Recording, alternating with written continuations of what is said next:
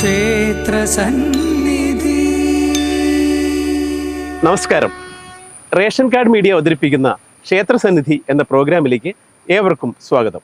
ആവണങ്കോട് സരസ്വതി ക്ഷേത്രമാണ് ഇന്നത്തെ ക്ഷേത്രസന്നിധിയിൽ ഉൾപ്പെടുത്തിയിട്ടുള്ളത്. എറണാകുളം ജില്ലയിൽ നെടുമ്പാശ്ശേരിയിൽ സ്ഥിതി ചെയ്യുന്ന അതിപുരാതനമായ ക്ഷേത്രമാണ് ആവണങ്കോട് സരസ്വതി ക്ഷേത്രം. നിരവധി പ്രത്യേകതകൾ കൊണ്ട് ഈ ക്ഷേത്രം മറ്റു ക്ഷേത്രങ്ങളിൽ നിന്ന് വ്യത്യസ്തമായി ഇവിടെ നിലകൊള്ളുന്നു. ക്ഷേത്രസന്നിധി. നമ്മളിപ്പോൾ നിൽക്കുന്നത് ആവണങ്കോട് സരസ്വതി ക്ഷേത്ര സന്നിധിയിലാണ്. ക്ഷേത്ര ദർശനത്തിന് ശേഷം ഈ ക്ഷേത്രത്തെക്കുറിച്ചുള്ള കൂടുതൽ വിശേഷങ്ങൾ നിങ്ങളുമായി പങ്കുവയ്ക്കാം.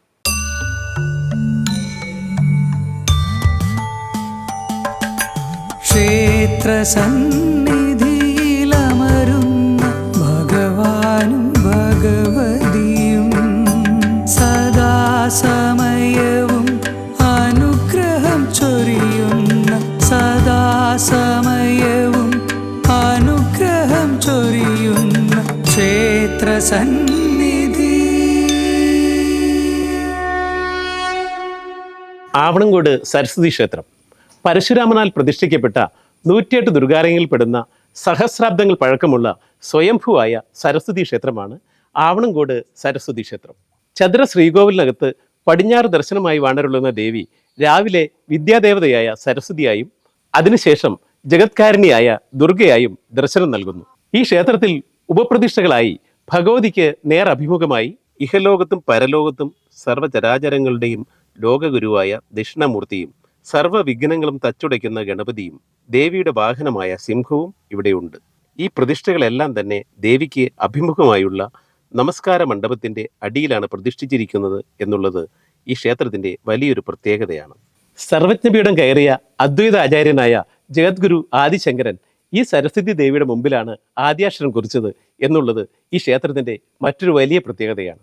സർവ്വവിദ്യകളുടെയും സർവ്വകലകളുടെയും ദേവതയായ സരസ്വതി ദേവിയുടെയും അറിവിൻ്റെയും സർവ്വജ്ഞാനത്തിൻ്റെയും സർവ്വഗുരുക്കളുടെയും ലോകഗുരുവായ ദക്ഷിണമൂർത്തിയുടെയും ആദ്യ ഗ്രന്ഥങ്ങളെ നാരായം കൊണ്ട് പകർത്തിയ ഗണപതിയുടെ ചൈതന്യവും സാന്നിധ്യവും ഈ ക്ഷേത്രത്തിൽ നിലനിൽക്കുന്നത് കൊണ്ടാണത്രേ ഇവിടെ എത്തി ആദ്യാക്ഷരം കുറിച്ച ശ്രീ ശങ്കരാചാര്യർക്ക് ജ്ഞാനത്തിൻ്റെ സർവജ്ഞപീഠം കയറുവാനായത് എന്ന് വിശ്വസിക്കുന്നു.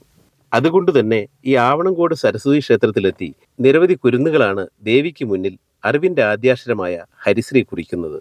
മഹാനവമി ഒഴികെ മറ്റെല്ലാ ദിവസവും കുട്ടികളെ ഈ ക്ഷേത്രത്തിൽ എഴുത്തിനിരുത്താം എന്ന പ്രത്യേകതയും ഈ ക്ഷേത്രത്തിനുണ്ട്.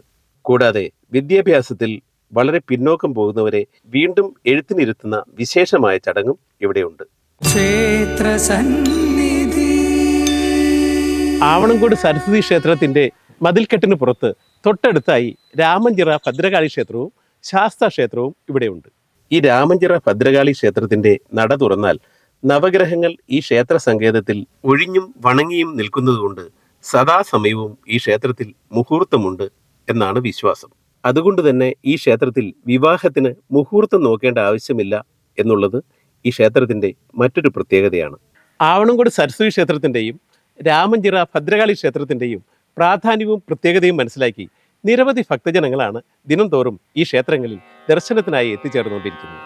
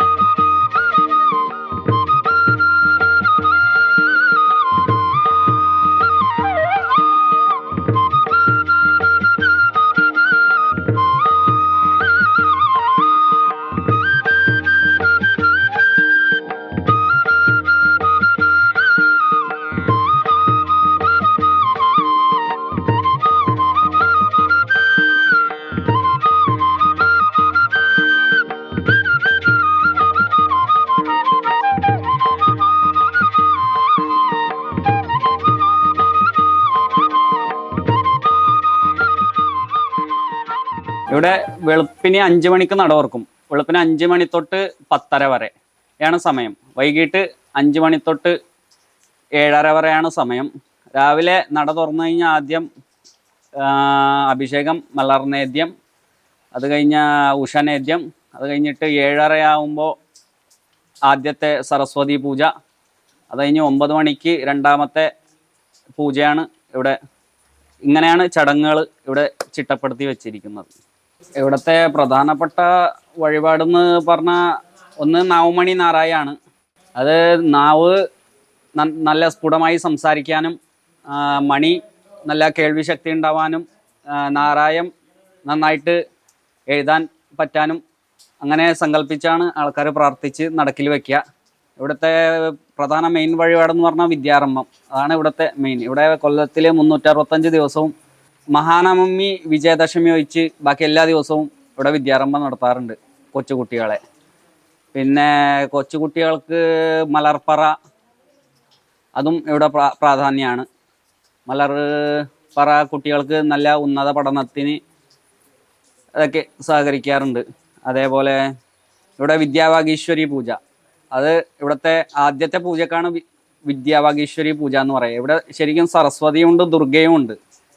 ഇവിടുത്തെ ആദ്യത്തെ പൂജ സരസ്വതി പൂജ, രണ്ടാമത്തെ പൂജ ദുർഗാപൂജയായിട്ടാണ് കണക്കാക്കുന്നത്. ആദ്യത്തെ പൂജയ്ക്കാണ് ഈ വിദ്യാവാഗീശ്വരി പൂജ ആൾക്കാർക്ക് വഴിപാടായി ചെയ്തു കൊടുക്കുന്നത്. പിന്നെ അതേപോലെ സാരസ്വകൃതം, ഇവിടെ സാരസ്വകൃതം നെയ്യ്, ജപിച്ച നെയ്യ്, മുറ ജപിച്ച നെയ്യ് ആൾക്കാർക്ക് പ്രസാദമായിട്ട് കൊടുക്കാറുണ്ട് വിദ്യാവാഗീശ്വരി പൂജയ്ക്ക്. അത് കുട്ടികൾക്ക് നല്ല ബുദ്ധിശക്തി ഉണ്ടാവാനും നല്ല ഉത്തമ പഠനത്തിനും വേണ്ടിയാണ് സാരസ്വകൃതം നെയ്യ് ജപിച്ചു കൊടുക്കുന്നത്. പിന്നെ നവരാത്രി സമയത്താണ് സാരസ്വകൃതം ജപിക്കുക. പ്രത്യേക തിരുമേനിമാർ വന്നിട്ട് അത് മുറ ജപിച്ച് നെയ്യാണ് ആൾക്കാർക്ക് വിതരണം ചെയ്യണേ. ഇതൊക്കെയാണ് ഇവിടുത്തെ പ്രധാനപ്പെട്ട വഴിപാടുകൾ. അത് ആൾക്കാർ ഇവിടെ വന്ന് പാസ്പോർട്ട് പൂജിച്ച് കഴിഞ്ഞാൽ നല്ല നിലയിലെത്തും എന്നുള്ള ആൾക്കാരുടെ വിശ്വാസമാണ്. അതാണ് ആൾക്കാർ ഇവിടെ വരാറുണ്ട്. കുറേ പേര് വന്നിട്ടുണ്ട് പാസ്പോർട്ട് പൂജിക്കാൻ. പിന്നെ താമരമാല, ഇവിടെ സരസ്വതി ദേവിക്ക് താമരയാണല്ലോ പ്രധാനം, അതുകൊണ്ട് ഇവിടെ താമരമാല എന്നും വിശേഷമാണ്. ഭദ്രാളി ക്ഷേത്രത്തിൽ പ്രധാനപ്പെട്ട വഴിപാടെന്ന് പറഞ്ഞാൽ ഒന്ന് നാരങ്ങമാലയാണ് ഇവിടെ പ്രധാനപ്പെട്ട വഴിപാട്. പിന്നെ ശാസ്താവിന് നീരാഞ്ജനം, എള്ളുതിരി, ഇതൊക്കെയാണ് അവിടെ പ്രധാനപ്പെട്ട വഴിപാടുകൾ. പിന്നെ കടുംപായസം, ഭദ്രാളിക്ക് കടുംപായസം ഇവിടെ പ്രധാനപ്പെട്ട വഴിപാടാണ്. ആവണംകോട് സരസ്വതി ക്ഷേത്രത്തിൽ സരസ്വതി, ദക്ഷിണാമൂർത്തി, ഗണപതി, ഭദ്രകാളി, ശാസ്താവ് എന്നിവരുടെ ചൈതന്യമുള്ളതുകൊണ്ട് നിരവധി വിശേഷ ദിവസങ്ങൾ വിശേഷ പൂജകളോടെ അതിപ്രാധാന്യത്തോടെ ഈ ക്ഷേത്രത്തിൽ കൊണ്ടാടപ്പെടുന്നു. ആ വിശേഷ ദിവസങ്ങളിലെല്ലാം തന്നെ വൻ ഭക്തജന തിരക്കാണ് ഈ ക്ഷേത്രത്തിൽ അനുഭവപ്പെടുന്നത്. ആവണംകോട് സരസ്വതി ക്ഷേത്രത്തിലെ വാർഷികമായിട്ടുള്ള ആണ്ടുവിശേഷങ്ങൾ ആദ്യം നമ്മുടെ ജൂൺ മാസത്തോടുകൂടി മിഥുനമാസത്തിലെ പൂയ നക്ഷത്രത്തിലാണ് ശ്രീ പരശുരാമൻ അദ്ദേഹം ഈ ക്ഷേത്ര ചൈതന്യം മനസ്സിലാക്കിയത്.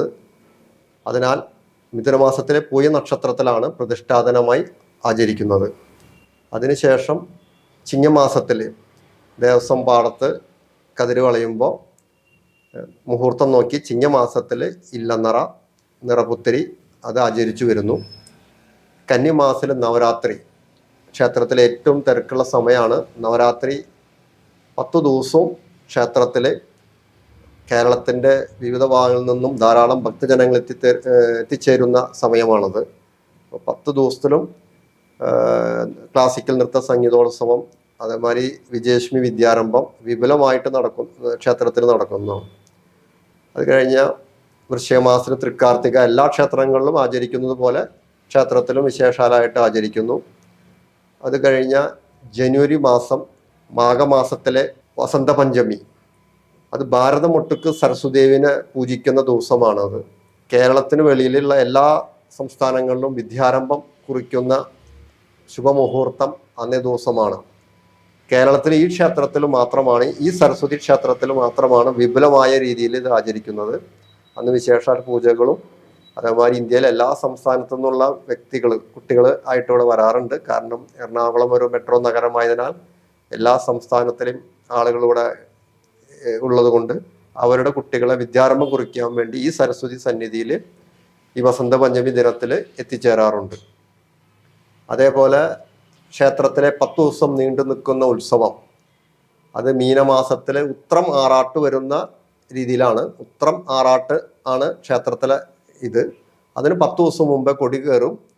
10 ദിവസം പുരാതന കാലം മുതൽ 10 ദിവസമാണ് ക്ഷേത്രത്തിലെ ഉത്സവം.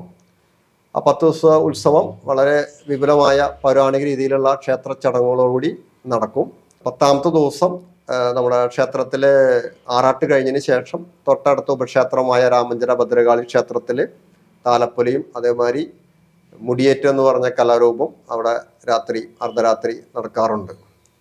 ഇങ്ങനെയൊക്കെയാണ് ക്ഷേത്രത്തിലെ ഒരു വർഷം നീണ്ടു നിൽക്കുന്ന നമ്മുടെ ആണ്ടുവിശേഷങ്ങൾ. ആവണങ്കോട് സരസ്വതി ക്ഷേത്രം നെടുമ്പാശ്ശേരി അന്താരാഷ്ട്ര വിമാനത്താവളത്തിന് സമീപം സ്ഥിതി ചെയ്യുന്നതുകൊണ്ടും വിമാനത്താവളവുമായി ബന്ധപ്പെട്ടും അല്ലാതെയും അന്യ സംസ്ഥാനങ്ങളിൽ നിന്നും വിദേശ രാജ്യങ്ങളിൽ നിന്നും നിരവധി ഭക്തജനങ്ങൾ ഈ ആവണങ്കോട് ഭഗവതിയെ ദർശനം ചെയ്യുവാനായി എത്തിച്ചേരാറുണ്ട്. അവരെല്ലാവരും തന്നെ ആവണങ്കോട് സരസ്വതി ദേവിയുടെ അനുഗ്രഹ ആശീസ്സുകൾക്ക് പാത്രിപുത്രരായിട്ടുള്ളവരാണ്. ഇതൊരു സ്വയംഭൂ ക്ഷേത്രമാണ്. വിദ്യയ്ക്കും ബുദ്ധിക്കും ശക്തിക്കും എല്ലാ കാര്യത്തിനും വിളഞ്ഞ് നിൽക്കുന്ന ഭഗവതിയാണ് അവണങ്കോട്ട് ഭഗവതി. അതേ കേരളത്തിൽ ആകെ ഒരു ക്ഷേത്രം ഉള്ളത് അവണങ്കോട് സരസ്വതി ക്ഷേത്രമാണ്. ഈ എയർപോർട്ടിനെ സംബന്ധിച്ച് അവിടെ വന്നേക്കുന്ന ഉദ്യോഗസ്ഥന്മാരെല്ലാവരും വേണ്ട രീതിയിൽ അമ്പലത്തിലെ അവരൊക്കെ ഓരോ അനുഭവങ്ങൾ ഉണ്ടായിട്ടുണ്ട്. ഇപ്പോഴും ഇന്നും അവർ വന്ന് തൊഴുത് നിത്യേന വിളക്കും പൂജയും കാര്യങ്ങളൊക്കെ ചെയ്യാറുണ്ട്. എന്നെ സംബന്ധിച്ച് എന്നെ ഈ ലെവലിൽ വളർത്തിയത് ഭഗവതിയാണ്. അതിനുപരി എൻ്റെ കുട്ടികൾക്കും നല്ല ഇതായിട്ട് എൻ്റെ കുട്ടികൾ, എനിക്ക് 2 പെൺകുട്ടികളാണ്. എൻ്റെ കുട്ടികളൊക്കെ നല്ല വിദ്യാഭ്യാസവും 2 പേർക്കും മരി മേടിക്കാനുള്ള ജോലിയും എല്ലാ കാര്യങ്ങളും വളരെ സന്തോഷമായിട്ട് ഭഗവതി ഞങ്ങളെ കാക്കുന്നുണ്ട്. ഞാൻ ഭഗവതിക്ക് വേണ്ടിയും എൻ്റെ കഴിവിൻ്റെ അനുസരിച്ച് രാപകൽ ശരീരം കൊണ്ടും എല്ലാം കൊണ്ടും ആത്മാർത്ഥമായിട്ട് ഭഗവതിക്ക് വേണ്ടി ഭഗവതിയെ സേവിക്കുന്നുണ്ട്. എൻ്റെ മൂത്ത മോൾക്ക് ഒരു ആൺകുട്ടി ഉണ്ടാവണേന്ന് പ്രാർത്ഥിച്ചു. എനിക്ക് ഭഗവതി ഒരു തക്കടി മുണ്ടനെ തന്നു. വിദ്യാരംഭവും എല്ലാ കാര്യങ്ങളും ഇവിടെ തന്നെയാണ്. ഭാരതത്തിലുള്ള എല്ലാ ദൈവവിശ്വാസികളും ഈശ്വരവിശ്വാസികളും അതുപോലെ തന്നെ വിദ്യാർത്ഥികളുടെ മാതാപിതാക്കന്മാരും അവരെ ഒരു പ്രാവശ്യമെങ്കിലും വിദ്യാർത്ഥികളെ ഇവിടെ കൊണ്ടുവന്ന് ദേവിയുടെ സന്നിധാനത്ത് ദേവിയുടെ പാതാരബന്ധങ്ങളിൽ നമസ്കരിച്ച് അവർക്ക് വേണ്ടി നല്ല വാഗ്വിലാസത്തിനും നല്ല വിദ്യാ സമ്പൂർണതയ്ക്കും സംഗീത കലയ്ക്കും വേണ്ടി പ്രാർത്ഥിച്ച് ദേവിയുടെ പരിപൂർണ അനുഗ്രഹം എല്ലാവർക്കും ലഭിക്കട്ടെ എന്ന് ഈ അവസരത്തിൽ വേദമാതാവായിട്ടുള്ള വിദ്യാസ്വരൂപിണിയായിട്ടുള്ള സരസ്വതി ദേവിയെ പ്രാർത്ഥിക്കുന്നു. ദേവീക്ഷേത്രത്തിന് മുമ്പ് തടാകം, പുണ്യ തടാകത്തിൽ സ്നാനം ചെയ്ത് ദേവിയെ ഒരു ദിവസം മുഴുവനും ഭജനമിരുന്ന് ദേവിയുടെ പ്രസാദം സേവിച്ച് എല്ലാവർക്കും ദേവിയുടെ അനുഗ്രഹം ലഭിക്കുവാനും സൂര്യചന്ദ്രന്മാർ ഉള്ളത് വരയ്ക്കും ആ ചന്ദ്രാർക്കം എല്ലാവർക്കും വംശാഭിവൃദ്ധിക്കും വേണ്ടി പ്രാർത്ഥിച്ച് ദേവിയുടെ പ്രസാദം സേവിക്കുവാൻ ഒരിക്കൽ കൂടി ദേവിയുടെ പാതാരബന്ധങ്ങളെ നമസ്കരിച്ച് ദേവി ഭക്തൻ നിലയ്ക്ക് പ്രാർത്ഥിച്ചു കൊള്ളുന്നു. അമ്മേ ദേവി സരസ്വതി ദേവി ശരണം. நமக்கு அம்பாளோட ஆசீர்வாதம் இருந்ததுன்னா நம்மளோட கல்வி மிக அருமையாக நடக்கும்.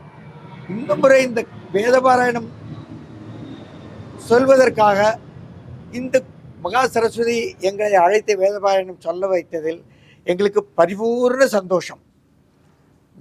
நல்ல சாநித்தியம் உள்ள கோவில், மிக அருமை. உலகத்தில் அனைவரும் क्षेमமாக இருக்க प्रार्थिக்கிறேன். यहाँ पे आके बहुत 7 साल तक मैं केरल में रहा, पर इस जगह के बारे में कुछ पता नहीं था. आज यहाँ आने का मौका मिला ये पवित्र भूमि में और बहुत ही अच्छा लगा यहाँ आके. दर्शन घेतलं, सरस्वतीच्या मातेचं दर्शन घेतलं. 40 वर्षामध्ये म्हणजे अंगावर अक्षरशः क्षारे आले होते. सरस्वती मातेचं आद्य शंकराचार्याचं हे महेश शर्माजी आम्हाला सांगत होते की त्यांची हे श्री गणेशायन माझी सुरुवात झाली हे ऐकूनच आमच्या अंगाला काटा आला. मग एवढे 40 वर्ष झाले कसं काही ऐकण्यात आलं नाही हे असं. आणि माझी इच्छा पण भरपूर होती की इकडं केरळमध्ये यावं, सरस्वती टेम्पल स्वयंभू आहे असं म्हणून कानावर येत होतं माझ्या. पण आज इथं आल्यानंतर प्रत्यक्षात अनुभव आला आणि सगळ्यांच्या ब्रह्मवृंदाच्या वतीनं इथं योग आला आणि सरस्वती मातेची कृपा मिळाली. പ്രകൃതി മനോഹരമായ ഈ ആവണങ്കോട് സരസ്വതി ദേവി ക്ഷേത്രത്തിലെത്തി സരസ്വതി ദേവിയെയും മറ്റു ഉപദേവതകളെയും ദർശനം ചെയ്ത് പ്രാർത്ഥിച്ച് സർവ്വ അനുഗ്രഹങ്ങളും വാങ്ങി ക്ഷേത്രസന്നിധി ഈ പുണ്യഭൂമിയിൽ നിന്നും വീണ്ടും ജൈത്രയാത്ര തുടരുന്നു. റേഷൻ കാർഡ് മീഡിയ ക്ഷേത്രസന്നിധിയുടെ അടുത്ത ക്ഷേത്രവിശേഷങ്ങളുമായി വീണ്ടും കാണാം. നന്ദി, നമസ്കാരം.